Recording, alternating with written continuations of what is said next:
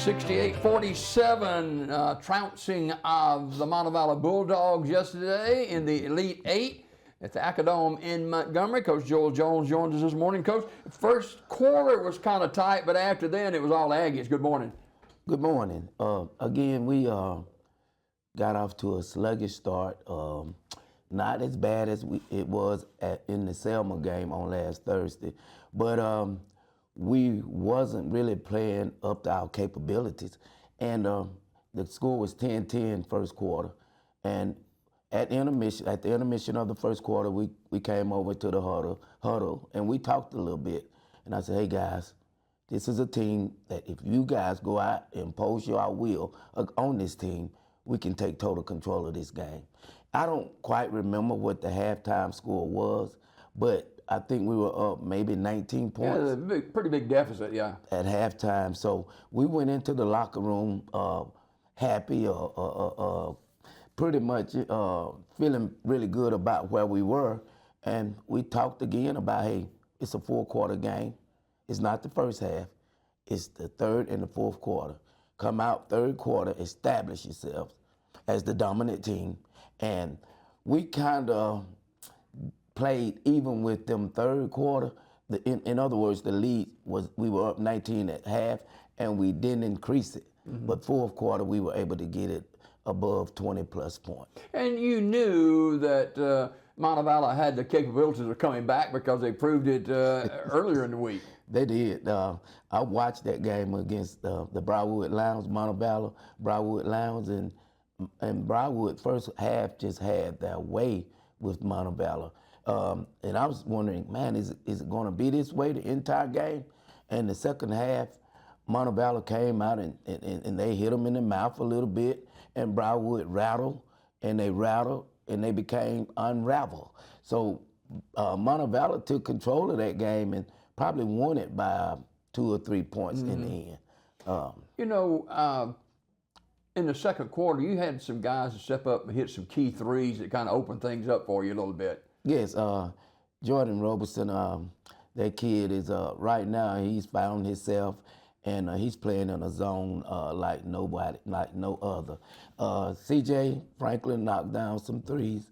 It wasn't a good shooting night for Aiden Crow on last night, but we had brought Josh Speary in behind him, and he established the game inside as well. Mm-hmm. So when you establish inside, you can play inside-out basketball from inside 2-point, outside 3-point. How difficult is it, Coach, to go from a smaller arena like we have here in Sylacauga to a big arena?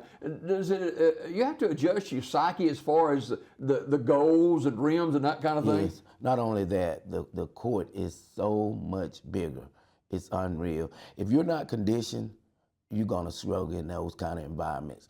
In terms of the depth, the basket, the depth perception, it's tough for shoot. It's a tough place to shoot the basketball. But those kids, I would say we were pretty good from the 3-point shot.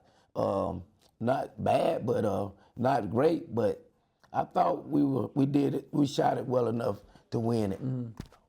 You got to play a lot of kids yesterday too. Yes, that was one of the things that I really wanted to do. And every kid on the team played. I don't know if they all scored, but it's good to see those guys get out there and get a chance to display their skills as well. Sometimes you can, sometimes you can't. Yeah. I know your voice is giving away a little bit from yesterday, but thanks for spending a few more minutes with us this morning. And, Sylacauga took a lot of fans down there, and oftentimes people ask me, said, what kind of dress attire does Coach Jones use to decide what he's going to wear every game? What about that? Listen, that started when I first started coaching at the high school level with Bobby Hall. Bobby Hall is a guy that likes to dress. He's a pretty dapper guy. And myself, I was just wearing the clothing that I had. And he was kind of mean to me. He said, Coach, you're going to sit on this bench, go get some some upscale clothes. And from that point, he and I both, we can handle ourselves pretty well on that sideline when it comes to dressing. So I continued that throughout my coaching career. And now as head coach, I'm gonna try and put my best foot forward. You know, they always say if you look good, you play good. And I told the kids on yesterday, they wore the Harlem Globetrotter pants. They hadn't pulled those out in a while. And just to give them confidence, I said, guys, you look good in here today in this locker room. So let's go out and play good. Yeah. So, well, you get to the Final Four, and next week in Birmingham, I think next Wednesday night, right? Don't know who you're playing quite yet. We don't. Winona and Hayden will play each other today at 10 o'clock. And if it's God's will, I'll be sitting in the stands trying to get a bird's eye view of what their tennis is, whether it's Winona or whether it's Hayden. Winona's got a rich basketball tradition. Oh, they do. I think they beat us in 2012 in the Final Four. We met them in 2012, and they sent us home the first round. Beat us pretty soundly. But Hayden is not bad themselves, so they got some big guys too. Yeah, we'll go up. I'll go up and I'll watch, and I'll see what which team wins, or get a good scouting report on either Winona or Hayden today. So let's look back just a couple of minutes at the history. Sylacauga's had some history at the Final Four in Birmingham. Yes, we have. I don't know if you go back to Final Four, but you could Birmingham, but you go back to 1982. Gerald Douglas, first year as a head coach, he played in the championship game of the 5A state championship game, and we lost that game. But in 1998, Gerald Douglas returned to the Final Four, and he won state championship, which was the first championship in the history of Sylacauga basketball. And then Will Copeland comes along, and we get to the Final Four, and we lose in the first round in 2017. And we make a return trip in 2018, and we win a state championship. 30 years from the day Gerald Douglas won his, we win one in 2018. His was 2008, ours was 2018. And I think it's 7 years now, and we're back at the Final Four. You know, and you got to go in, you just got to go play, and you can't say how the outcome will be, but you got to put your best foot forward, and hopefully you'll come out. How big is this, Coach, for our city?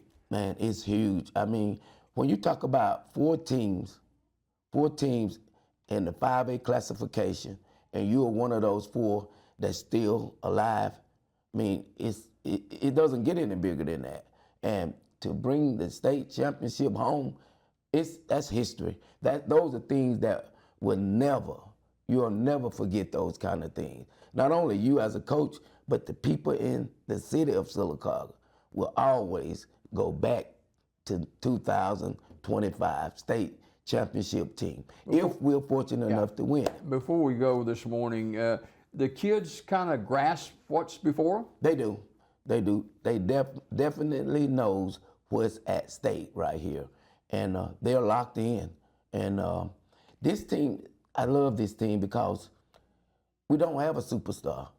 We may have a standout player from one night to another, but we don't have a superstar. They are a bunch of great athletes. You kind of like that, don't you? I do. I love it.